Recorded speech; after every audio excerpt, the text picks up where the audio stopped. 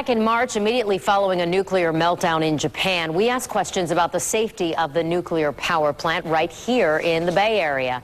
Now, 3 months later, we're getting some answers. Today, Progress Energy gave us an up-close look at the plant and the safety systems in place.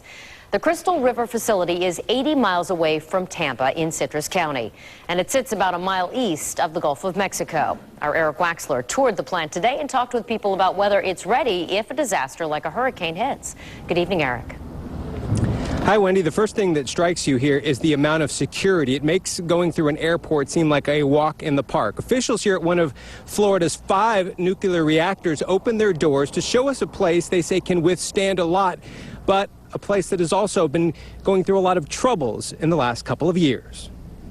And we're going to bring a lot of dirt in. Progress Energy's CR3 nuclear plant was shut down in September 2009 for maintenance, and it hasn't gone back online since. That's because workers discovered cracks inside the concrete containment wall.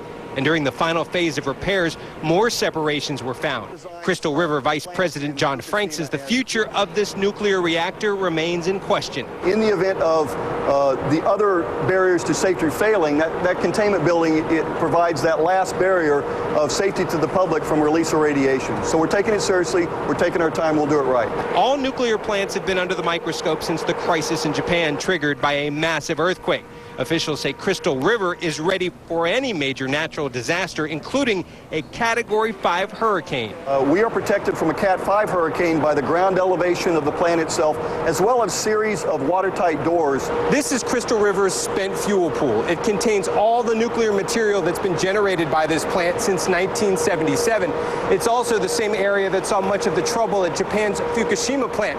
But officials here say they have many more safety measures in place. We all have, including here at our station, mobile equipment, self-powered, which is able to provide cooling water for the spent fuel pool. This is the first time since before September 11th, 2001, that cameras have been allowed inside the facility. Those in charge say they want people to understand what they say are the benefits of nuclear energy. In light of the events of Fukushima in Japan, we felt it was important to invite the media in to become transparent with our business. Through that transparency, we hope to build confidence. And officials say they're still figuring out what to do, whether to repair the containment wall or retire the reactor altogether. They do remind the public that they were never at danger, that the plant was not running at the time that these cracks were discovered. In all, though, those cracks have cost Progress Energy an estimated $250 million. Live in Crystal River, Eric Waxler, ABC Action News. Thank you, Eric.